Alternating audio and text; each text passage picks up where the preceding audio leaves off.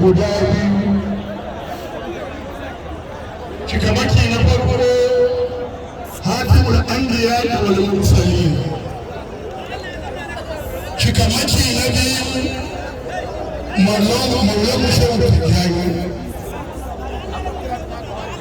Shi kuma maulana shehu ibrahim ihdama ala raqabati sa'i. Shi ne ɗaya digadigan da suka ɗaukaka akan dukkan wali. Shehu tijjani yana da muɗamul hakan, shehu ibrahim yana da muɗamul hakan. Saboda haka ibnu fata yake cewa ya ƙulu na ni barhama waje guda don Allah a dinga yi don kar ku tare mutane al'adu ba'al iyalin.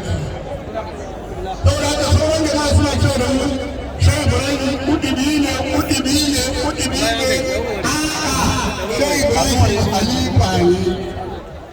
Al'adu sauran kuɗi ba'al iyalin shakin iyalan shehu ibrahim ne. Kuma shehu yake wa in sha wani da hamlin gilafatin, idan Allah ya so sai ya karfafa ni dan ɗaukar halin banki likai alfa'ar tauhida wal kullu mu'min, domin na daga kalmar shahada kowa ya zama mu'mini. Shehu Usman dan Fodiyo ya zo yayi yaki da takobi. Shehu Ibrahim shi ma ya nema haka min su ne majullun nasu.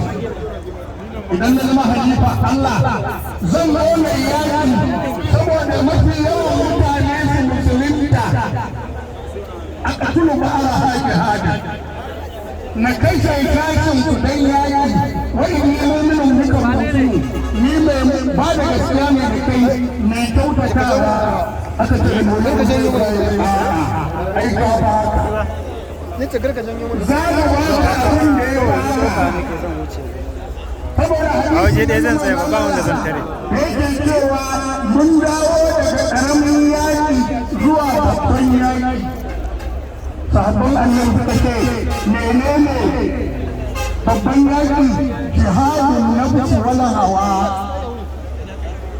Yaƙin nafsu da son zuciya. Saboda Shehu Ibrahim da ya zo ya yaƙi zuciya ta koma ambaton Allah. Ta san Allah. Wannan yakin da Shehu Ibrahim ya yi shi ne ya sa ma ka ga kowa ma yanzu ya ajiye makamunsa, himma kowa ya ta salatul fati. Inda da ne a nan ma kafin a tashi sai wani malamin ya murkushe wani malamin. Amma Shehu Ibrahim ya gyara zuciya. Wannan shi ne babban aikin da Shehu Ibrahim ya yi. Saboda haka ko a rike maƙosan mutum yana magana a zamanin malaman da Sai an jima da